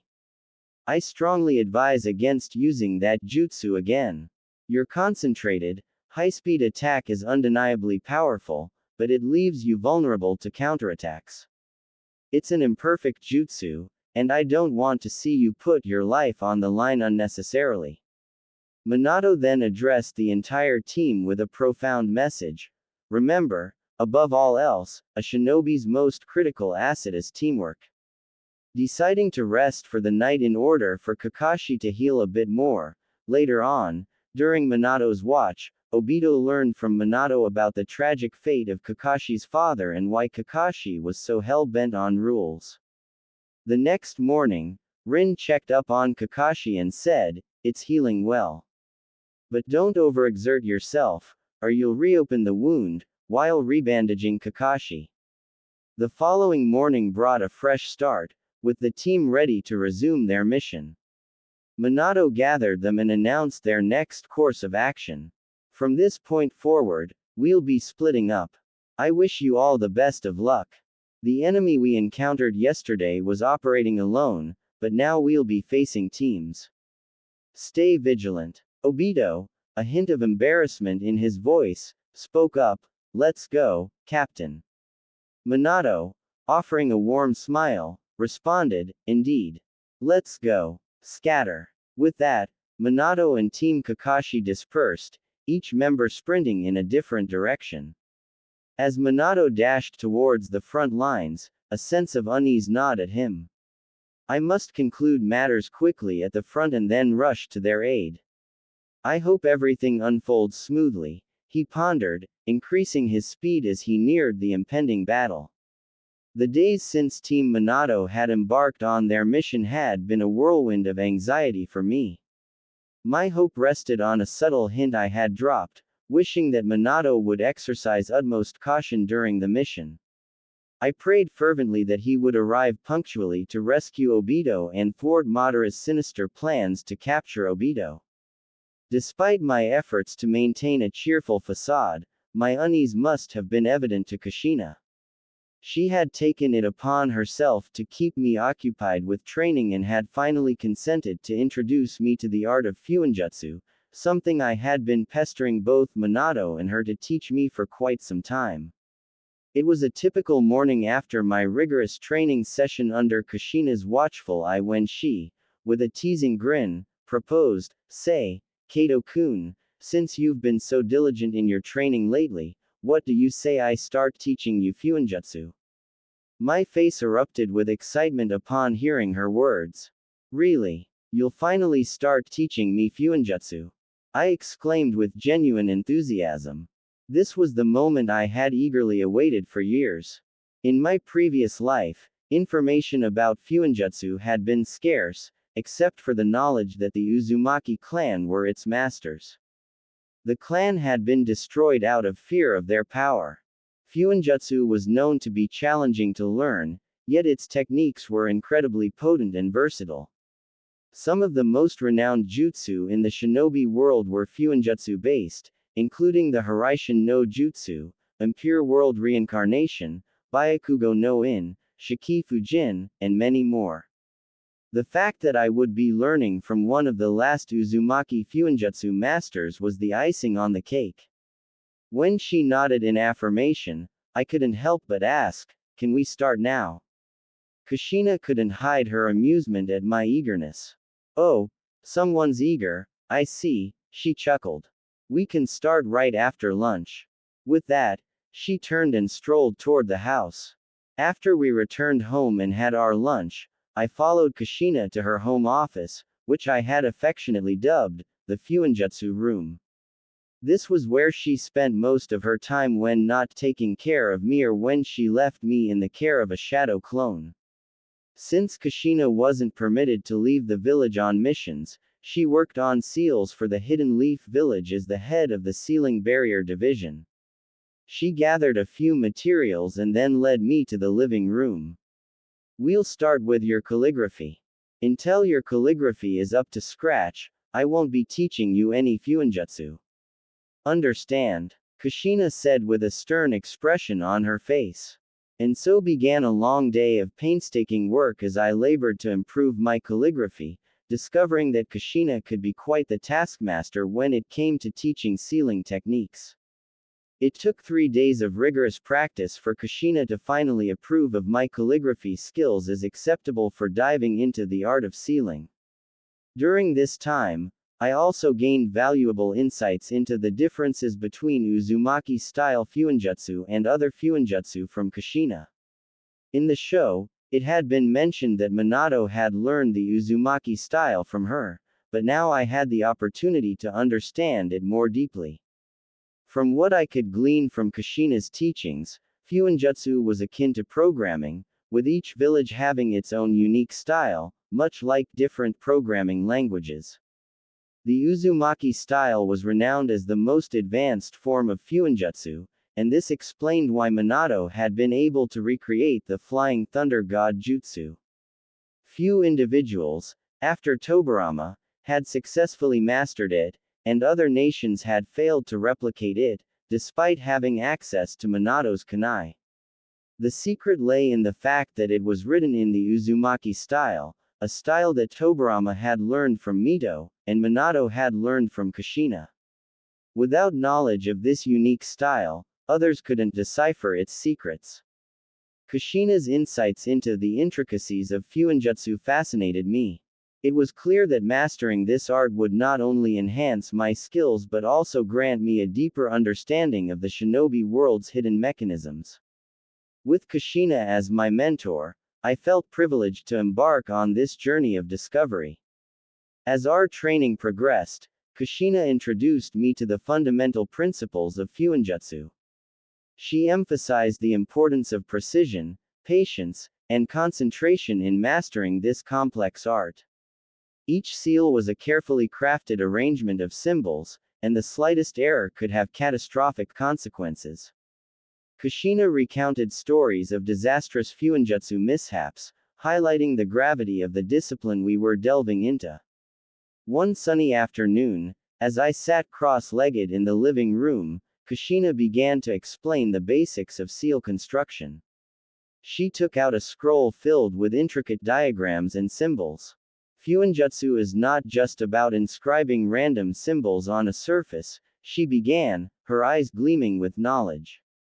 It's a precise science that requires deep understanding and meticulous attention to detail.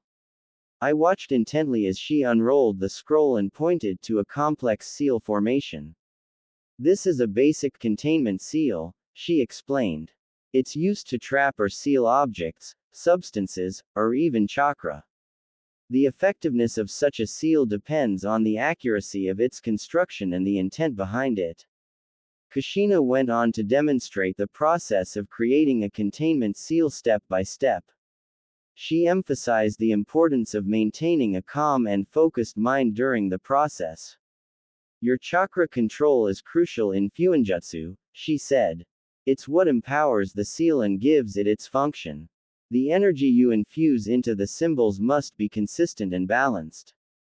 I observed as Kushina carefully applied her chakra to the seal, her movements deliberate and graceful. The symbols seemed to come to life under her touch, glowing faintly with a soft, ethereal light. It was a mesmerizing sight, and I couldn't help but feel a surge of admiration for her mastery of this art. After completing the demonstration, Kushina handed me a blank scroll and a set of specialized ink and brushes. "Now it's your turn," she said, her tone encouraging. "Start by drawing the basic shapes and symbols that make up the containment seal. Remember, precision is key."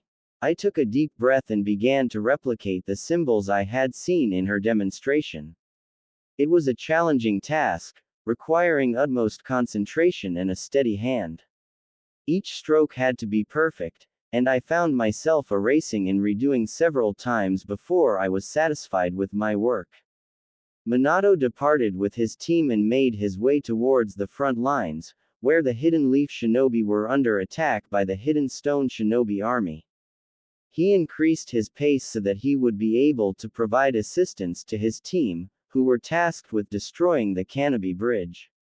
As he raced through the dense forest, he caught a glimpse of a massive earth-release jutsu going off on the battlefield. The battle was in full swing. Minato reached the battlefield and quickly ascertained the dire situation. The Hidden Leaf Shinobi were under constant bombardment from a relentless barrage of earth-release jutsu, forcing them into a defensive stance. The Hidden Stone Village was on the verge of victory, and only 4 Hidden Leaf Shinobi had survived the onslaught of attacks and were taking cover behind a trench, holding on for backup to arrive. Minato swiftly moved through the chaos of battle, skillfully avoiding the attacks aimed at him, and made his way to the trench where the surviving Hidden Leaf Shinobi had taken cover. Seeing Minato, one of the men said, "You finally came." Reaching them, Minato asked, "What is the situation?" "I'd say there are about 200 of the enemy. Compared to that, there are just 4 of us alive." Hearing that, Minato placed 2 fingers on the ground and used his keen senses to confirm the situation. There were approximately 200 foes, preparing for another large-scale attack. Sensing the urgency of the situation, Minato took off his backpack and unsealed some scrolls containing his marked kunai, handing them to the remaining Hidden Leaf Shinobi. He instructed them to throw the kunai towards the enemy all at once, saying, "Everyone, please direct these kunai towards the enemy all at once. I will take care of the rest." Saying that, Minato stood up and faced the direction of the enemy, forming a ram hand sign to gather his chakra. One of the Hidden Leaf Shinobi couldn't help but exclaim, "That's crazy. Not even you could." But he was promptly silenced by the man who had given Minato the report, "Shut up and do as he says. We're about to witness the yellow flash of the Hidden Leaf in battle, it'll happen in a flash. Don't miss it." Humbled by the anticipation of witnessing Minato's legendary skills in action, the remaining Hidden Leaf Shinobi followed his orders. On the other side of the battlefield, the Hidden Stone Shinobi were all in high spirits, convinced that victory was within their grasp. They stood ready, awaiting their commander's order for their final attack that would give them the victory on this battlefield. "It'll all be over soon. We will attack at once." Hearing that, all of them nodded. As the Hidden Stone's commander was about to give the order, a massive barrage of kunai flew in from the other side of the battlefield. Seeing the incoming kunai, they easily avoided them, and one of the Hidden Stone Shinobi said arrogantly, "Hey, they think this can kill us. It must be their last desperate attack." This got a chorus of laughter from the other shinobi. But only their commander had noticed the different shape of the kunai and panicked. "And no, it can't be, everyone retreat now," shouted the commander as the realization dawned on him. Hearing his panicked shout, the shinobi under him were confused, but before they could react, Minato took a deep breath and opened his eyes, saying calmly, "Here I go." With that, He disappeared from the sight of the hidden leaf shinobi. What followed suit was absolute carnage. One after another, the hidden stone shinobi fell one after another, dropping lifeless to the ground. The attack was coming from everywhere and all at once. Witnessing their comrades falling like leaves, the remaining shinobi panicked and tried to flee from the battlefield. But it was to no avail as they were all cut down in a matter of seconds. The hidden leaf shinobi, observing from their vantage point, could only see flashes of yellow as it appeared and disappeared, leaving behind the dead bodies in its path. Just as it had started, it had finished. All the enemy shinobi were dealt with in a matter of seconds. The shinobi that who questioned Minato's actions just a moment ago was stunned. So this is the prowess of the yellow flash of the leaf. As the massacre ended, Minato appeared where he had stood, in a crouching position, as he was breathing heavily. It's done. I had to use a considerable amount of chakra, he thought, sighing in relief. I'll have to rest before I head out to assist Kakashi and the others. Seeing Minato, the surviving hidden leaf shinobi rushed towards him in joy, as they had won the battle. Minato met them with a smile on his face, happy that he was able to help his comrades and protect his village. He knew that the war was far from over, but this victory was a step. News travels quickly in our village of Konoha. It has been several days since Team Minato departed on their perilous mission, and I've been a nervous wreck ever since they left. My hope rests heavily on Minato, praying that he made it in time to save Obito from falling into the clutches of Madara. Days seemed to drag on as I tried to keep myself occupied with intensive training, and it was during this time that my Ka-chan, Kushina, introduced me to art of Fuinjutsu, a skill that she believed came naturally to me due to my Uzumaki lineage. As the days passed, I spent my time refining my skills and learning more about Fuinjutsu, a subject that piqued my interest. Kushina was an excellent teacher, and her Uzumaki heritage seemed to have passed down some innate talent for this particular branch of jutsu. I delved deep into the intricate seals and patterns, finding solace in the complexity of it all. During one of those long days, we received a wave of news that rippled through the village like a tidal wave, news about the developments on the hidden stone front. The news was nothing short of astonishing. The report stated that Minato had single-handedly decimated the hidden stone forces and turned the tide of the battle, pulling Konoha back from the brink of defeat to a resounding victory. The news spread through the village like wildfire, and it seemed like everyone was celebrating, none more so than Kushina herself. She was not only relieved that Minato was safe but also intrigued by the possibilities that this victory might bring. The village was filled with an exuberant spirit in the days that followed, and rumors began to circulate around the village that the hidden stone had suffered devastating losses in the war against the hidden leaf and might be inclined to agree to a ceasefire. I couldn't help but recall that this event had transpired similarly in the original story, where the hidden stone eventually agreed to a ceasefire. But as they say, good news is often followed by bad news. A week later, Minato and his team returned to Konoha, and my Ka-chan and I were at the village gate, eagerly awaiting their arrival. We had received information about their return date, and as they came into view, my heart sank. Minato led the way, with Team Minato trailing behind, but there was a conspicuous absence among them, Obito. My heart clenched in my chest as I realized that things had unfolded just as they did in the original canon. Obito had been recruited by Madara and Zetsu. The somber expressions on their faces confirmed the heartbreaking reality. My Ka-chan, Kushina, upon seeing Obito's absence, burst into tears and rushed to comfort Minato. Later, Minato explained what had transpired during their mission. It was an eerie parallel to the original story, where Rin was kidnapped, and Obito had given his life to save Kakashi. Kakashi was consumed by guilt, blaming himself for the tragedy that had unfolded. Rin, too, was devastated, and it was heartbreaking to see her in such pain.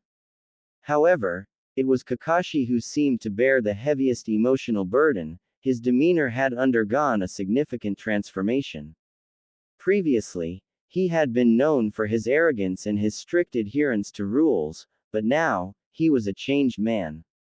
He became more detached and wore an aura of sadness around him. Rin, on the other hand, struggled to come to terms with the loss of her best friend, but she would eventually find the strength to move forward. Despite the victory over the Hidden Stone, Konoha was far from being at peace. The village was still embroiled in a brutal conflict with the Hidden Cloud, Hidden Mist, and Hidden Sand villages. After only a few days of rest, Minato was dispatched to the front lines in the Hidden Cloud region, leaving a heavy sense of foreboding in his wake. For me, this turn of events held a grave significance. It meant that Obito would undoubtedly come after my Ka-chan, Kushina, on the day of Naruto's birth, seeking to capture the Nine Tails. I knew I had to take matters into my own hands and come up with a plan to alert Minato to the impending danger on the day of Naruto's birth, to prevent the death of my parents. I couldn't afford to lose them. The safety of my family and my village depended on it. To ensure that my plan was executed flawlessly, I needed to consider every detail and every contingency. The first step was to gather information about Obito's movements. I would have to be more observant, always keeping a watchful eye on any signs of his presence or activities in the village. I also remembered that he would visit the village frequently during Kushina's pregnancy and spy on Kakashi when he came to the village. It had been several months since Obito had been recruited by Madara and Zetsu. During this time, a multitude of significant events had unfolded. Firstly, the Third Great Shinobi War was gradually nearing its conclusion, and the toll it had taken on the various ninja villages was immense. Counting the losses suffered by each village, it was evident that this conflict had been brutal and devastating. Villages were left grappling with the aftermath of fierce battles, the loss of precious comrades, and the destruction of their homes and resources. The war had not only tested the mettle of the shinobi but had also left an indelible mark on the very landscape of the ninja world. The conflict with the Hidden Stone village had finally drawn to a close, with both sides agreeing to a ceasefire. However, the decision made by Hiruzen Sarutobi, the third Hokage, not to demand reparations from the Hidden Stone had far-reaching consequences for his political standing. If memory serves correctly, this particular choice played a pivotal role in his eventual decision to step down from his position as Hokage. The fallout from this decision was twofold. On one hand, it was seen as an act of goodwill and an attempt to foster peace and reconciliation in the tumultuous times of the Third Great Shinobi War. On the other hand, there was a significant faction that criticized Hiruzen for what they saw as a missed opportunity to secure reparations for the heavy losses Konoha had suffered under his leadership during the war. This controversy surrounding Hiruzen's choices added to the mounting pressure he faced, ultimately contributing to his decision to relinquish the title of Hokage. The ongoing war with the Hidden Cloud village continued to be a challenging endeavor for the Hidden Leaf village. However, ever since Minato joined the Hidden Cloud front, the situation had started to improve. His strategic acumen and formidable abilities had made it notably easier for the Hidden Leaf forces to contend with the Hidden Cloud village. Rumors had begun to circulate regarding the demise of the Third Raikage, and they added a layer of intrigue to the ongoing conflict. According to these rumors, the Third Raikage had met his end in a heroic battle against a vast army of 10,000 shinobi from the Hidden Mist village. Allegedly, he had held them at bay for an astonishing 3 days, allowing his team to retreat safely. However, I and many others are skeptical about the authenticity of these rumors. The notion that one could fend off 10,000 shinobi for 3 consecutive days was met with incredulity. It was argued that such a feat would place the third Raikage on par with legendary figures like Madara and Hashirama.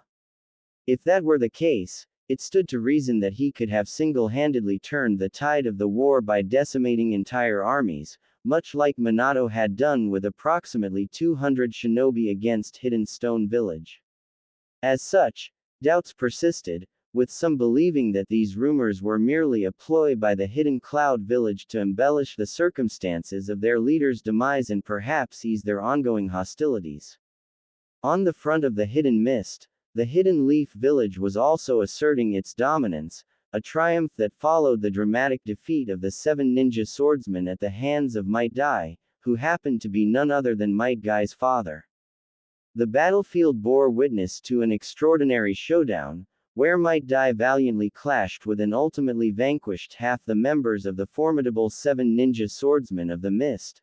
This astonishing feat was achieved through Might Guy's audacious decision to unleash the formidable power concealed within the Eighth Gate, an act undertaken with the sole purpose of buying precious time for his beloved son and their steadfast teammates, Genma Shiranui and Ebisu, who had been cornered and faced dire circumstances.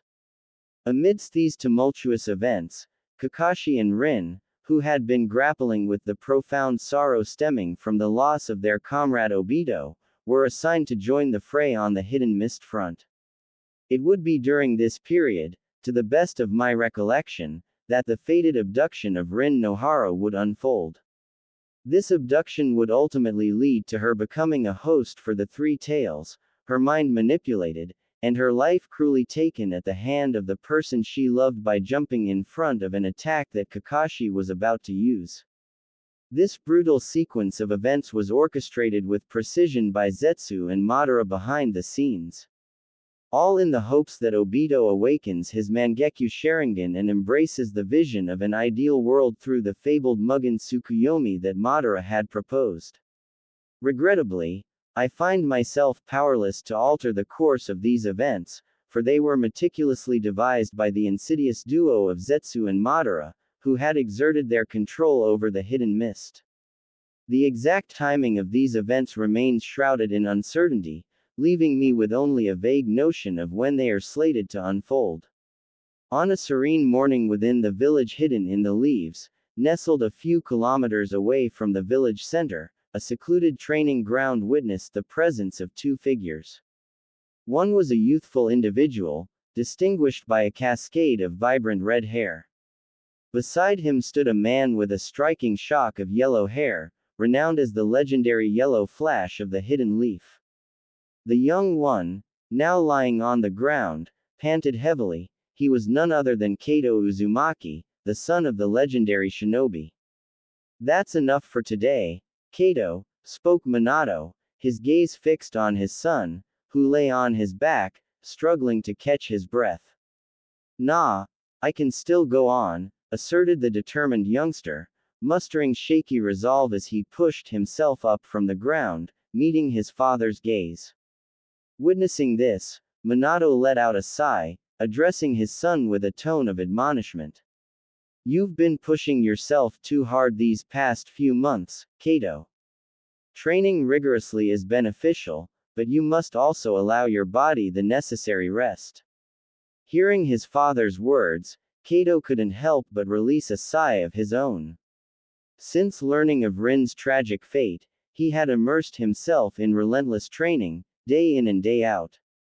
He sought to reach the pinnacle of his abilities, driven by the inevitability of Obito's impending attack on the night of Naruto's birth. He needed to fortify himself as much as possible before that fateful encounter.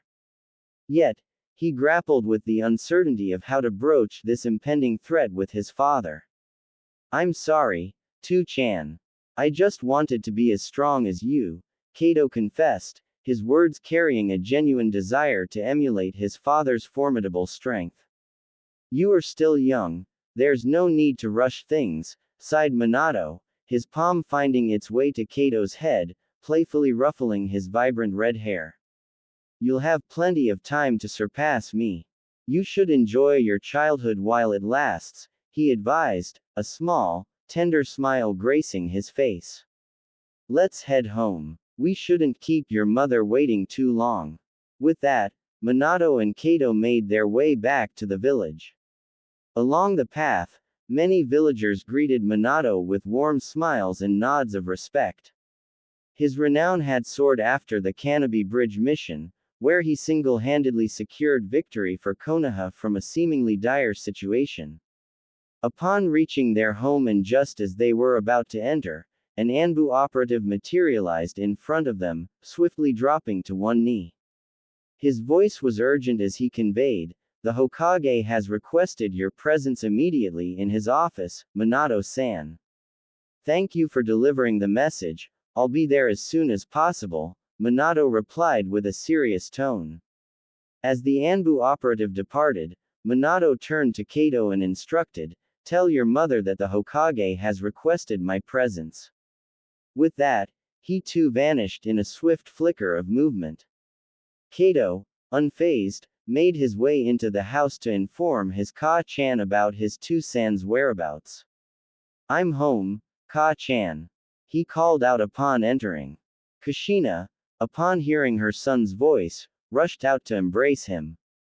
"Welcome back, Sochi. Where's your father? Didn't he come with you?" she inquired, leading the way to the kitchen. As he followed, Kato explained, "Nah, he was summoned to the Hokage's office a few minutes ago. The Anbu said it was urgent." I hope it's nothing serious," Kushina mused as she turned to the stove, tending to the lunch preparations. Seeing her at work, Kato offered, "Need some help, Ka-chan?" She smiled warmly and replied, "Well, you can help me by chopping the veggies, but wash your hands first." He returned the smile and said, "Hi." As the duo neared the completion of their cooking, Minato returned home after his meeting with the Hokage. He observed the warm interaction between mother and son, a fond smile gracing his lips. Sensing his presence, Kushina turned and greeted him, her voice tinged with playful curiosity. "Just what do you think you're doing over there?" she quipped, her smile never fading. "What did Lord Third want with you anyway?" she inquired, moving closer to him. "Well," Minato began, but was swiftly cut off by Kushina, who interjected with a teasing tone. "Hold on, did you get scolded for something?" "Ah, so what? Don't worry about it, you know," she playfully teased. Placing a hand to his chin, Minato shook his head. "No, it wasn't that," he assured her, a hint of intrigue in his eyes. "Well, what was it?" asked Kushina, her face etched with confusion.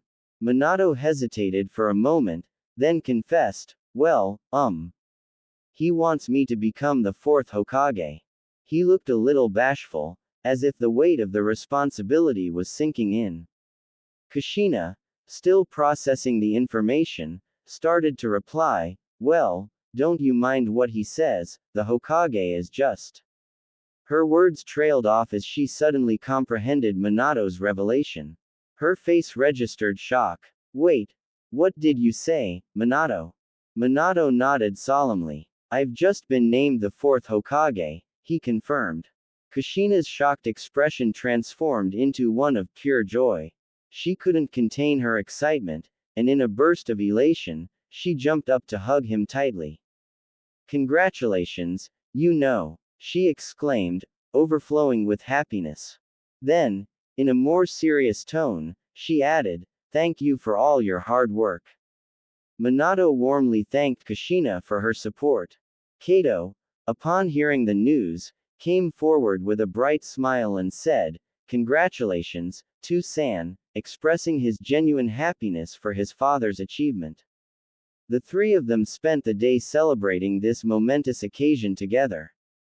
In the days that followed, as Minato's official inauguration as the fourth Hokage approached, the entire village buzzed with an infectious excitement.